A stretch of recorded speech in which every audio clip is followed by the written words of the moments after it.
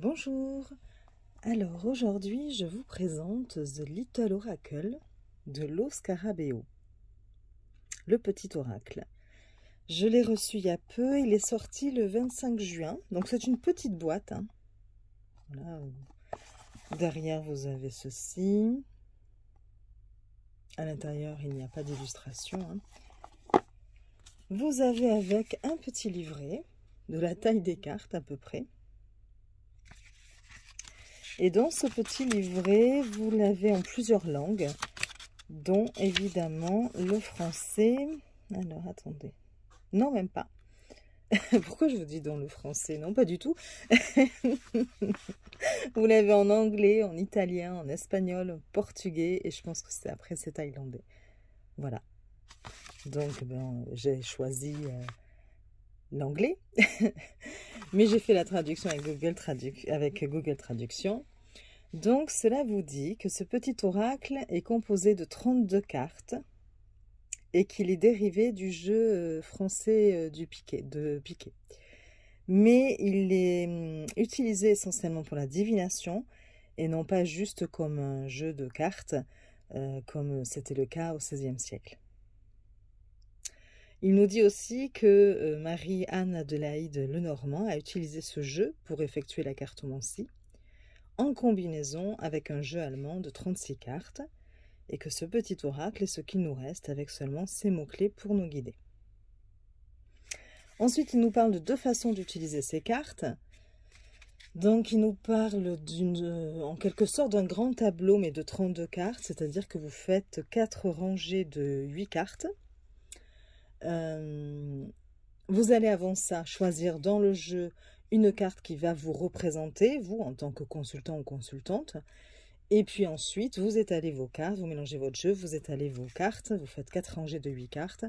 Vous allez chercher la carte qui vous représente et vous saurez que à gauche, c'est ce que vous avez vécu, traversé, les leçons que vous avez tirées. À droite, les choses que vous allez devoir affronter, votre futur. En haut, les choses que vous n'avez pas encore, les choses dont vous n'avez pas encore la connaissance. Et en dessous de la consultante ou le consultant, les choses que vous avez maîtrisées. Ça peut être aussi des conseils. Voilà. Bon, c'est un peu le principe que l'on retrouve dans le grand tableau avec le petit Lenormand. Et la deuxième façon qu'il nous propose, c'est de faire un tirage en 9 cartes. Donc voilà. Et puis vous allez avoir donc 3 cartes en haut, 3 cartes au milieu, 3 cartes en bas. Ce sera passé, présent, futur. Voilà. Mais on n'a guère plus d'informations. Et après, il passe directement à la signification des cartes. Donc, vous avez un petit paragraphe et ensuite des mots-clés. Voilà, c'est comme ça pour toutes les cartes. C'est tout ce que nous avons dans ce petit livre. Donc, je le pose ici et je vous montre les cartes. Alors, le dos se présente comme ceci. Les tranches sont neutres. La qualité est bonne. Et la taille, c'est la taille des cartes à jouer que l'on retrouve habituellement sur le marché, où il y a les cœurs, les piques, les trèfles et les carreaux. Donc voilà, c'est cette taille-là standard, à peu près. Nous allons voir les illustrations. J'aime beaucoup les illustrations.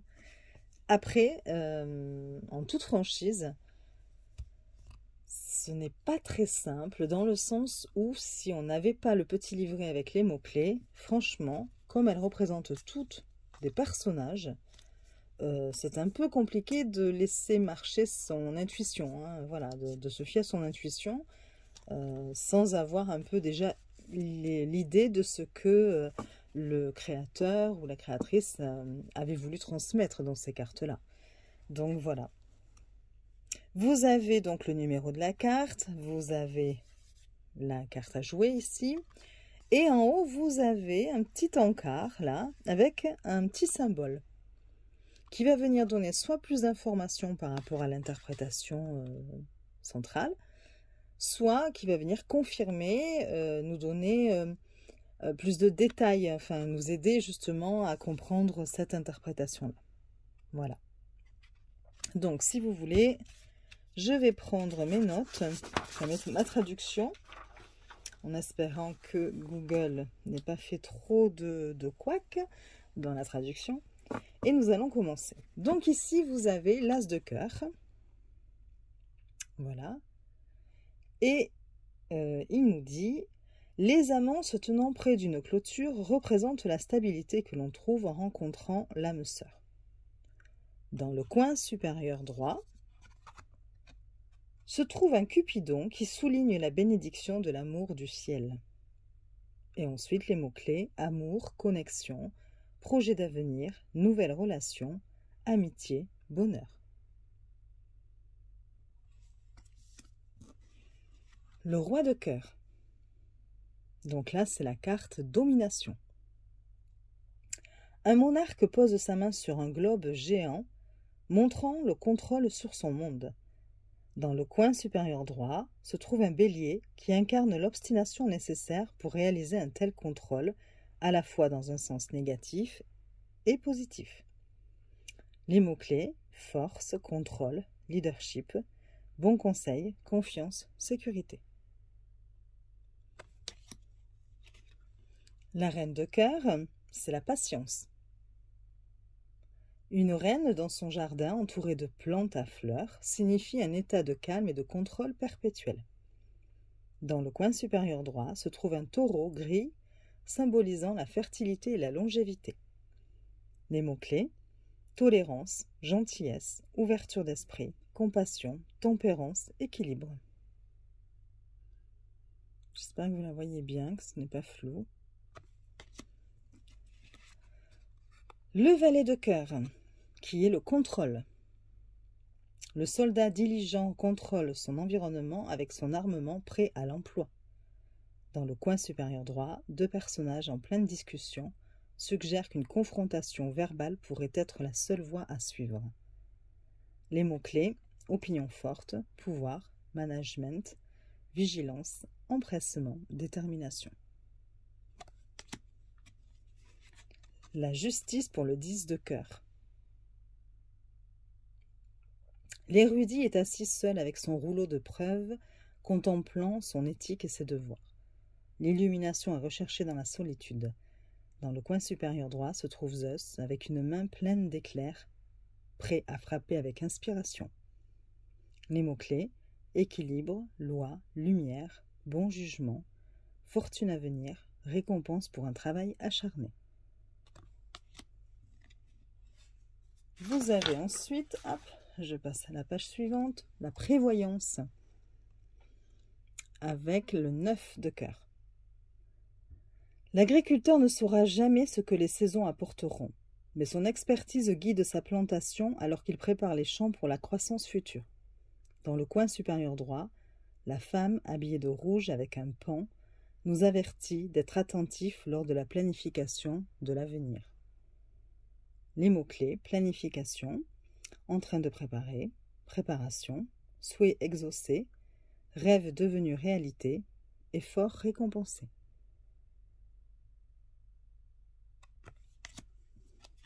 Le 8 de cœur, c'est étude.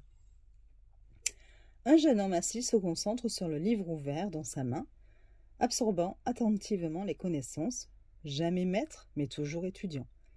Dans le coin supérieur droit se trouve un personnage brandissant un stylo, un rappel que la connaissance non appliquée est une leçon non apprise. Les mots-clés, focus, étude, connaissance, invitation, visiteur, cadeau inattendu. Vous avez ensuite le 7 de cœur, qui est les mémoires. Un vagabond, prenant un moment de repos, jette un coup d'œil par-dessus son épaule, se rappelant affectueusement d'où il vient et ce qui l'attend. Dans le coin supérieur droit, un moine pontifie sur la valeur des attachements éthérés. Les mots-clés, passé oublié, pensée agréable, ombre sombre, décision, nostalgie, pensée voilée.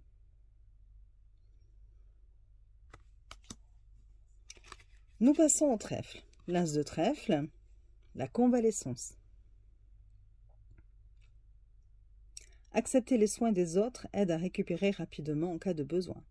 Dans le coin supérieur droit, un homme fait appel à la divinité pour obtenir du secours. Les mots-clés: repos, récupération, bonne nouvelle à venir, nouveau départ, préparation, attente. Le roi de trèfle, c'est l'adaptabilité. Un soldat tenant une longue lance et un bouclier est prêt à faire face stoïquement à un avenir incertain, comme on le fait en temps de guerre. Dans le coin supérieur droit, un homard symbolise l'évolution en action. Les mots-clés: changement de perspective, ouverture, transformation, argent, gain, direction. La passion avec la reine de trèfle. Avec passion et enthousiasme, la danseuse montre son dévouement à son métier. Dans le coin supérieur droit, un lion s'incline devant l'affichage du dévouement à son cœur. Les mots-clés: émotion, feu, présence puissante, magie, enthousiasme, vengeance. Le valet de trèfle, c'est la quête. Un jeune homme se prépare à un voyage pour faire fortune. Il regarde par-dessus son épaule pour chercher la bénédiction du divin. Dans le coin supérieur droit se trouve une figure sainte, suggérant l'importance de la foi en nous-mêmes dans tous les voyages. Alors, attendez, hop, je tourne la page. Les mots-clés: voyage, exploration, nouveau chemin, vision, charme, carrefour. Vous avez le 10 de trèfle, c'est le pardon. Un jeune fermier présente une offrande de fleurs fraîches pour demander faveur et absolution à la femme qui l'a lésée. Elle tient les fleurs pour montrer son acceptation et franchit la porte, le rejoignant sur leur prochain chemin ensemble. Dans le coin supérieur droit, un ange avec une faux symbolise que vous pouvez récolter ce que vous avez semé. Les mots-clés: compassion, charité, miséricorde, accomplissement, illumination, gain financier. Séduction avec le 9 de trèfle. Méfiez-vous des cadeaux offerts par des âmes misérables avec de mauvaises intentions. Vérifiez les motivations d'une personne avant d'accepter aveuglément son offre. Dans le coin supérieur droit, un ange à une aile nous rappelle que la chute de la grâce n'est due qu'à une mauvaise décision. Les mots-clés: attirance, séduction, tentation, admiration, opportunité, ruse. Le 8 de trèfle, c'est le départ. Un marin regarde la maison qu'il aime alors qu'il se prépare à voyager vers l'inconnu. Les drapeaux flottent dans le vent des possibilités, l'un vers l'avenir et l'autre vers le passé. Dans le coin supérieur droit, l'ange agenouillé rappelle d'accepter des aventures inexplorées. Les mots-clés: aventure, initiative, évasion, difficulté en affaires, sortir du passé, voyage. Le 7 de trèfle, c'est l'excursion. Deux personnes sont dans un bateau flottant sur des eaux calmes avec une corbeille pleine de fruits rouges, préparés pour le défi à venir et pour l'aventure qui les attend. Dans le coin supérieur droit, un personnage barbu enveloppé d'une robe indique qu'il faut regarder en arrière même en avançant. Les mots-clés: voyage, compétence, loisir, courage, spontanéité, s'échapper. Est-ce que vous avez la lumière peut-être? Voilà. Les carreaux, le message. Une femme est assise nerveusement en attendant que son partenaire vienne bientôt l'emmener. Dans le coin supérieur droit, un angelot s'envole pour apporter la joyeuse nouvelle. Information, missive, mots, communication, don, opportunité. Le roi de carreaux. Alors, je n'ai pas le titre, ils ne l'ont pas traduit. Turmoil. Ouais. Alors, venant de recevoir la nouvelle d'un grave danger à l'horizon, l'homme au parchemin fronce les sourcils en direction de la menace à venir. Dans le coin supérieur droit, des écailles brisées symbolisent le bouleversement sur le point d'arrivée. Donc c'est peut-être menace, oui, le mot-clé. Bon. Les mots-clés: stress, frustration, le nom de la carte, je voulais dire plutôt. C'est peut-être menace. Les mots-clés: stress, frustration, injustice, pouvoir, autorité, excès. Vous avez ensuite la reine de carreau. Une reine regarde son jardin fleuri avec une grande admiration pour tout ce qu'elle a accompli. Sur le coin supérieur droit, un scorpion symbolise que l'arrogance peut causer de la douleur si elle n'est pas maîtrisée. Arrogance, vengeance, présomption, force.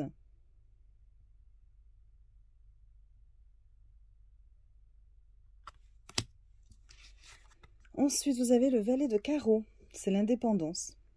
La silhouette solitaire en robe marche lentement à travers le pays, observant les environs et embrassant sa solitude et sa force alors qu'il avance. Dans le coin supérieur droit, un centaure visant sa cible au loin. Les mots-clés, l'autonomie, l'individualisme, les attentes, la fiabilité, la loyauté.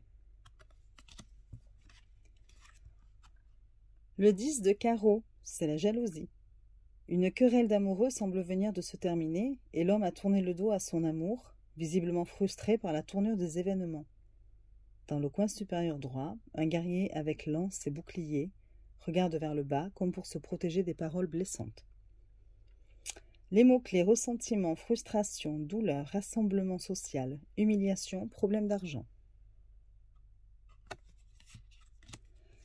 Le 9 de carreau, une femme assise tenant un fuseau en goutte regarde à sa droite dans la contemplation de la vie passée et en se concentrant sur les événements futurs à venir, tissant les fils de la vie. J'avais pas vu la suite. Dans le coin supérieur droit, une déesse veille avec la promesse d'une nouvelle croissance à venir. Les mots-clés chance, changement, destin, nouvelle opportunité, succès soudain, satisfaction. Le 8 de carreau, c'est l'amitié. Deux jeunes femmes dansant dans un jardin, appréciant joyeusement la compagnie l'une de l'autre et partageant des secrets comme seules les bonnes amies le font. Dans le coin droit, il y a une reine qui regarde la paire comme pour offrir sa bénédiction. Les mots-clés confiance, connexion, joie, amélioration des compétences, romance, voyage. Le 7 de carreau, c'est la fantaisie. Une jeune femme marche lentement à travers le paysage, regardant rêveusement devant les possibilités qui l'attendent. Dans le coin droit, une personne dans un bateau flotte à travers les nuages de rêves et de souhaits. Les mots-clés rêve, fantasme, changement, défi, peur, vœux pieux. L'as de pique, c'est la mélancolie. Une vieille femme solitaire est assise sur un banc de pierre dans son jardin mourant, rappelant son passé coloré, englouti dans le vide qui l'entoure maintenant. Alors attendez, je tourne. Dans le coin droit, une personne assise aux cheveux longs et seule avec ses pensées et rien de plus. Les mots-clés. Tristesse, désolation, sentiment négatif, tragédie, malchance, résultat difficile. Le roi de pique, l'ambition. Un jeune poète avec sa lyre se tient prêt à jouer, répandant des chansons et de la gaieté pour le prochain noble qui l'embauchera.